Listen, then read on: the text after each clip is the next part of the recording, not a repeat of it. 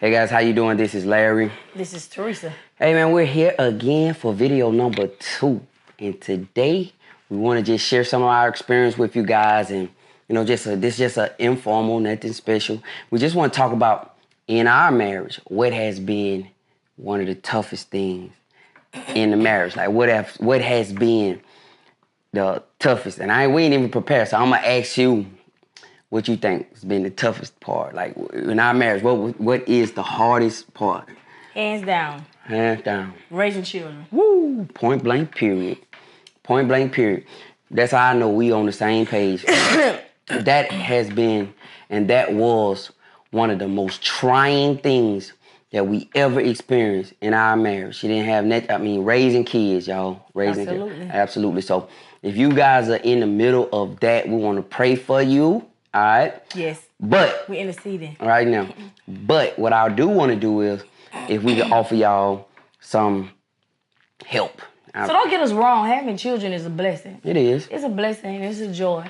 But it's just learning the ins and outs, learning the manipulation, learning the pitting one against the other one. And when you learn those techniques and you preview that, then it'll be better. Right. Yeah, you guys going to have to definitely form a united front. It can't be that whole one person being manipulated to do one thing and another person being, because it's going, at the end of the day, y'all marriage is what's going to matter. Because if your marriage is destroyed because you got two different people with two different ideas about raising kids, where the grandkids gonna go? Like, you see, right now we in the back stretch of it, and I can tell you, so it's been times when we've been like, man, forget that, man. Especially me, man, I don't want no more to do with this. This is crazy, because it's been times when it's gotten. I mean, especially you. I have, it was time when I've been like, man, shoot. I could have felt that way in this age. Well, amen. But so it's been times like that. But on the flip side of it now, it's good to been weathered and went through, and now we're in a position where we have grandchildren, and they're a blessing. So I think after all the hell you may go through with your kids, your grandchildren turn out to be like a reward for it. You know what I mean? I think it got better later on when we learned their tricks. Right. So when they try to use me to get at you, or that's what they mostly did. Try to make me feel sad for them and pitiful for them, so that I can be on their side and be against you. Right. So when I learned that, and it's usually with the girls, he could identify with the boys when they playing games more than me. But with the girls, I can identify when they trying to run game on him. Right. So because I was a girl and he was a boy, so we can understand that. So when we learned that, it was better. Right. And the deal is, one of the things I noticed with parents, when relationships fail, you have these dominating parents who, like, you got an overwhelming mother who don't want to, like, no, these my children, you know what I mean? And don't want to listen.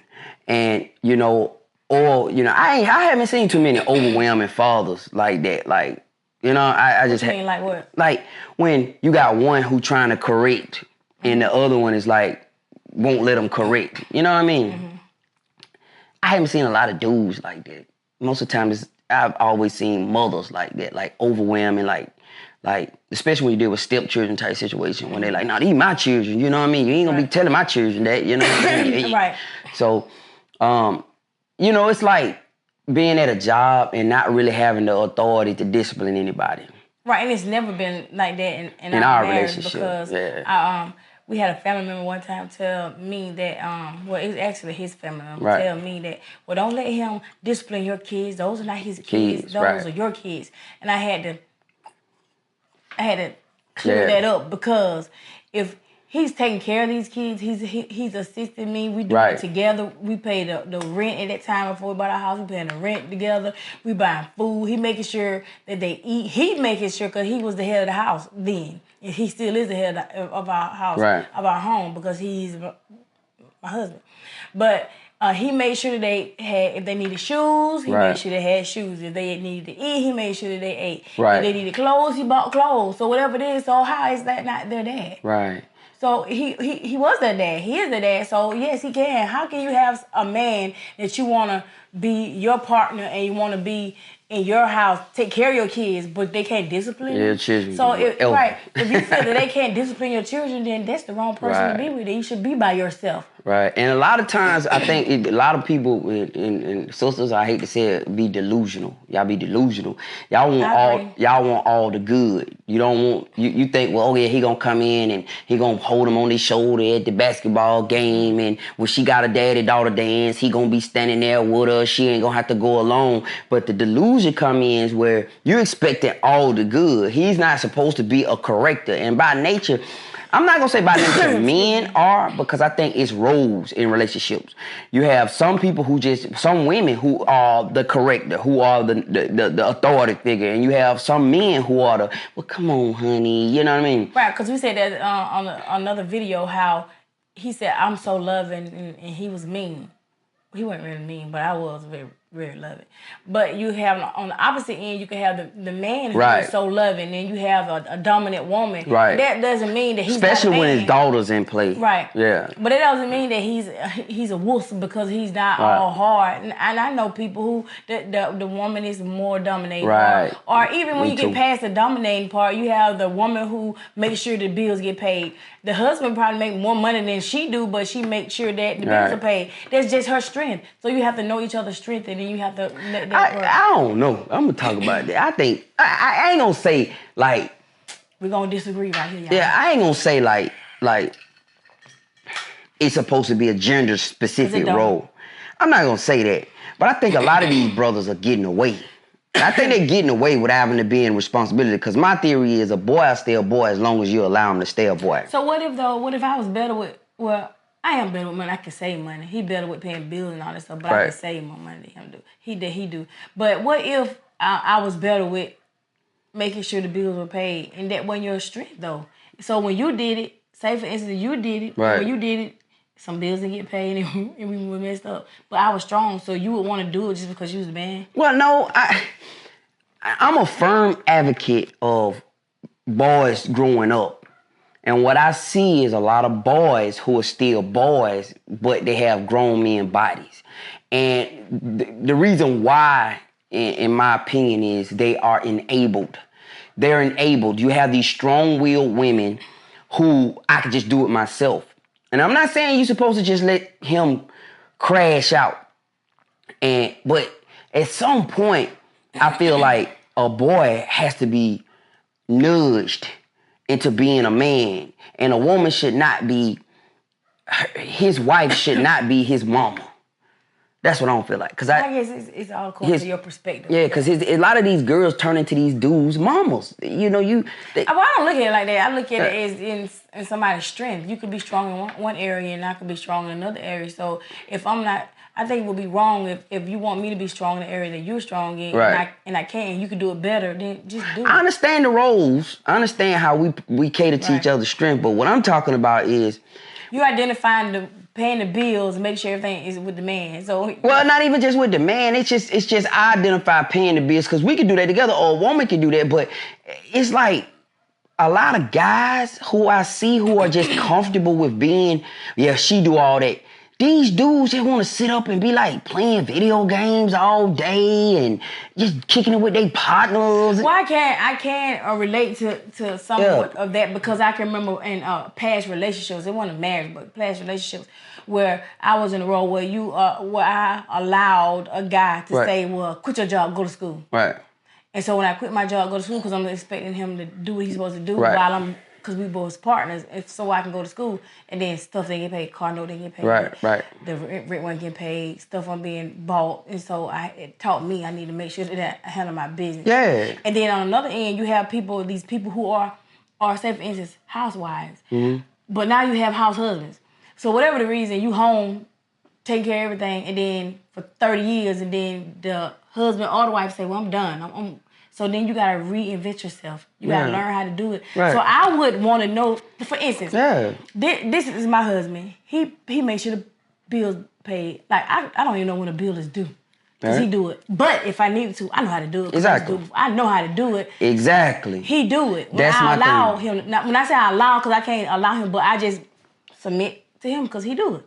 So I don't get in his way. But if I had to do it, so I think that's the difference. Right. Know how to do it. I know how to do it. Right. And that's the thing. It's like. And then I think, okay, so I'm jiving with you because before a man get with a woman, they have to do it on themselves anyway. Right. So if you know how to do it for yourself, you should be able to do it. Whether it's a male or the female. Right. Yeah, dude come in and just be like, here, babe. And then he just want to go play with his friends and do his fun stuff. She left to try to organize, arrange. Like, that ain't right. Yeah, I don't believe it in no weak stuff. I don't believe in that, man. You are a man. You were created to be a man. You are not no weakling, no wolf sitting around with Bae got it. Man, you don't get your weak self away from me with that. Bae got it. What? You got dude. Y'all can see he got strong opinions. Yeah, that bothers me, man. Like, dude sitting around, Bae got it. Bae got it. No. Now, Bae, I understand this your strength. I understand, I may not be strong, but I'm going to tell you something. I'm going to learn because I feel like this, and this for real. As a man, one of our giftings is we should be able to, especially when kids involved, because a lot of times the mamas are really well at, tend to their kids' emotional needs. They tend to their kids, like the moms be knowing all they social lives. Mm-hmm. And moms be knowing everything. Gotta stay up on them. Mom be knowing everything. And a lot of times, us, we just be, we just know some folks in the house. Like, what? You did your homework? You know what I mean? But as a man, I feel like one of my roles as a man is to relieve pressure and stress on you to allow you to be the best mom. That's right. The best wife you can be, right? I appreciate it. So I think that's one of my roles. As I was created for that. Like, all this, no, you being a boy because you want to be a boy. It's not because you are enabled. It's like somebody who got a drinking problem and then somebody buying them something every day. Right. So a boy will stay a boy, in my opinion, until he is forced to be a man. And then when he's forced to be a man, then he will do it. Now, ladies, I'm not telling you to sit up here and let your lights get cut off trying to prove a point. But what I am saying is, if you do not raise the standard for your husband or for your future husband, if you do not raise the standard, then you're going to get what you get. Yeah, we teach people how to... Yeah, if you accept a boy, that's what you're gonna get. So stop crying about what you have tolerated, you have enabled, and you have accepted. Stop crying about it. Stop sitting around, well, one day. No, you accepting a boy. That's what you're accepting. And that's true, because when we first got together, our different lives, we led different lives and had different situations and stuff. So he was a certain way. So I had to tell him, like, no, we're not going to do that. But he did it first because, I was treating him like he was a little boy. Well, she tried to. I tried to. And he was like, hold on, I'm a man. I'm a grown man. What is that? Stinking. Whatever. 10-toed down.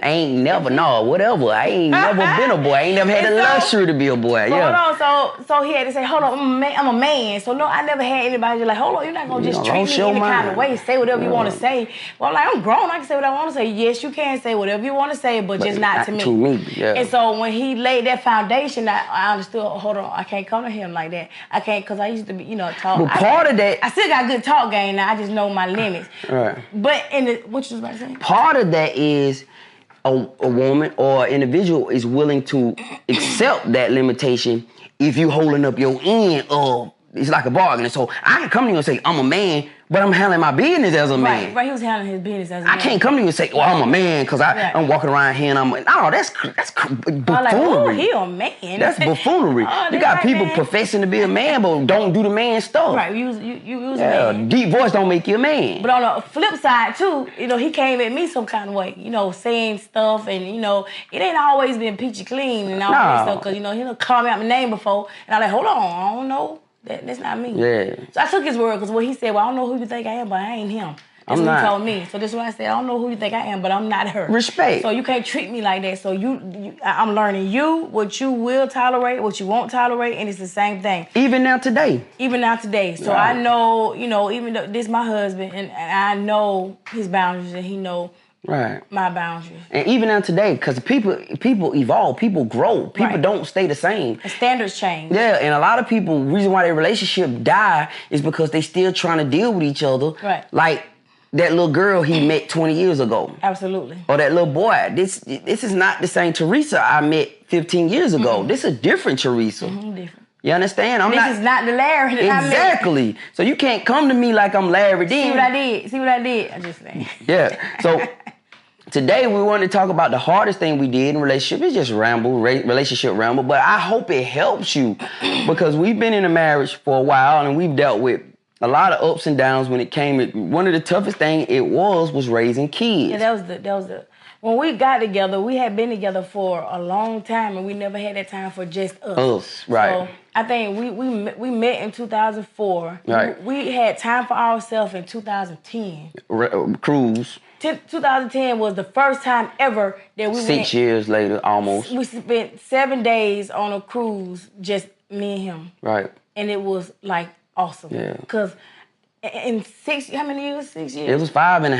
5.5 years, we really got to learn know each other. I was talking to one of my friends the other day, and I was like, you gotta make time for each other. Right. Because I know he said, you having issues raising your kids and then your grandkids, but even beyond that, say for instance, the struggles that we went through, the struggles that we had, if we would have called it quits because of the children gone by their business, and y'all by y'allself right, now. We by ourselves. Because y'all let them tear y'all stuff down. Hindsight 2020, so right. we probably thinking like, if I would have just held on, and we could be enjoying ourselves. Right, together. Lives.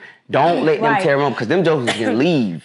Like, straight up, they can leave. And a lot of people, I hear a lot of women on social media saying, well, I ain't gonna put nobody above my children. Okay. I ain't gonna put no man, don't put your man, you stupid, or you put your man above your children. But this is the way it go. Mm-hmm. Everything flows from the top down. Yeah. So if me and my husband, if I make sure that he's straight, because he is the breadwinner, I win bread too, but he is the breadwinner. He's the head of my house, so I got to make sure that he's straight. So if he's straight, everything else will flow. It'll be straight because those kids gonna be gone. And it's a future. And it's their job to bring strife. It's their job to try to manipulate. It's their job to try to see how far they can get. Right. So if I don't make sure that my man, and it don't mean that I love my husband more than I love my kids. There's no comparison. I love my kids, I love my husband.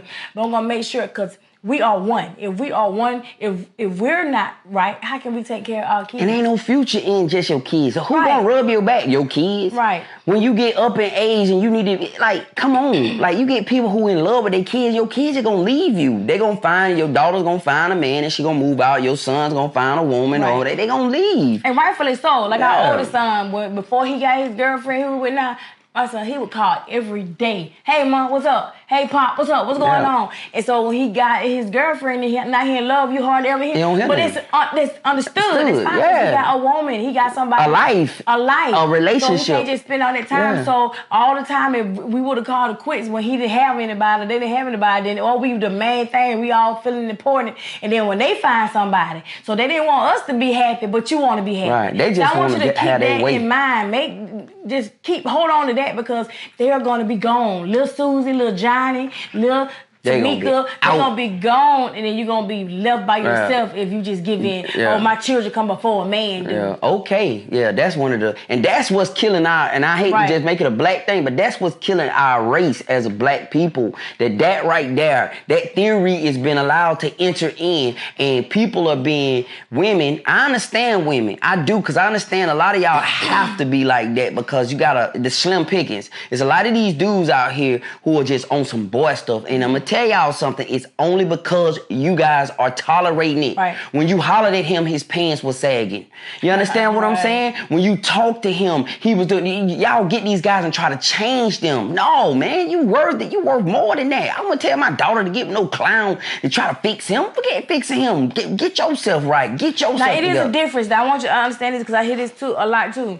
These women want men who already got their stuff together. It's a difference between somebody who's working hard trying to build themselves versus somebody who's just out there being ratchet, don't care. Core values. Right, because when we met each other, we help build each other up. So you have to invest. You can't just say that you can't just walk into somebody's life and think that they got their stuff together. You're just going to walk in. You're going to have to sweat, and you're going to have to struggle. You're going to have to do what you got to do with them. Yeah, and you may be the person going through a period of transition. This person has lost a job. Right. This person is moving on. This person, that's fine. What I'm talking about is core values. Right. Okay? If you meet bruh or you meet sir and she on some ratchet stuff, and I'm gonna fix her, bruh, look, find somebody else. Yeah. Go on. Stop trying to fix people. You spending 10 years trying to fix somebody. And they never gonna change because that's who they are. Right. And when you finally get that point, you wake up and be like, I'm tripping. Mm-hmm. And I'm not throwing no shot, but they just real. I see that a lot, okay? So number one, with the kids, if I had to give you a game plan, y'all need to talk. Y'all need to talk before y'all address the situation, because a lot of times kids, let me tell you, not a lot of times, look, kids lie. They are ultimate liars, like for real. And if you see him, my child don't never lie. You crazy, okay? Your child lies. And my grandmama told me that one time, and she was just as smooth, and she was like, listen, kids lie. That's what they do. Mm-hmm. So understand, if you, if your child tell you something, and your child come to you, and it's something, and they trying to, like, my wife really good about that. She'll go do her research and try to find out what's going on and all that stuff. Me, automatically, you wrong. I don't care what you, when I raised kids, they had lied so much that they was guilty into proven innocent. Right, so 9 times out of 10, sometimes they will tell the truth, but a lot of times they will lie. But sometimes, because that's how I became that investigator, because just because somebody said they're a teacher or they this authority figure don't mean that they won't lie, because I find out some to be liars.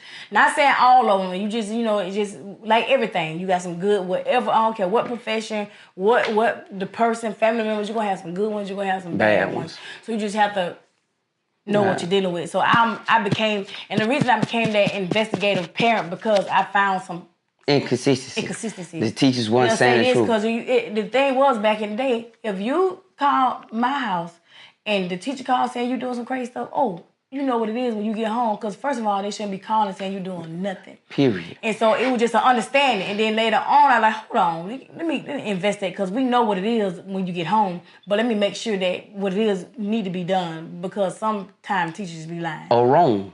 They just could be wrong. Right. I had a teacher call one time telling me about, I think it was man, telling me about him. And I was like, that's not even him. Like, she was telling me she had called the wrong number. And literally, she called the wrong parent. And she said, he don't do nothing but sit back there. And I was like, no, that's not him. Right. And that, but listen, what I grown to see was, you got 100%, right? 98% of the time, they were telling the truth. It was that 2%.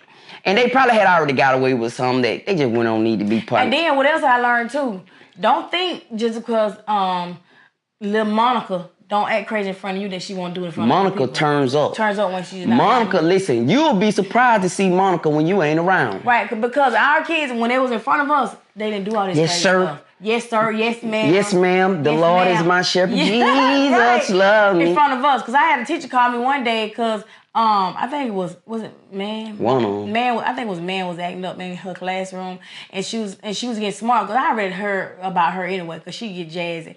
So she called me, but she was getting jazzy with me, because I told him he can't do that here, he do it at home. I said, oh no, he don't do this at home. Yeah. He might do it in your class, but ratchet teacher. Absolutely, he didn't, because they were getting knocked out. They didn't do it here, and you can ask to this day. Right. They didn't do it here, but they did it in the school, and I can't be so dumb to say, well, I know my children not doing that, because I don't know what they're doing when they're not in front of me. Only a fool, and I know my wife don't like me to say it, will believe that. Do not, but I'm telling you, that's one of the, I got one story to tell.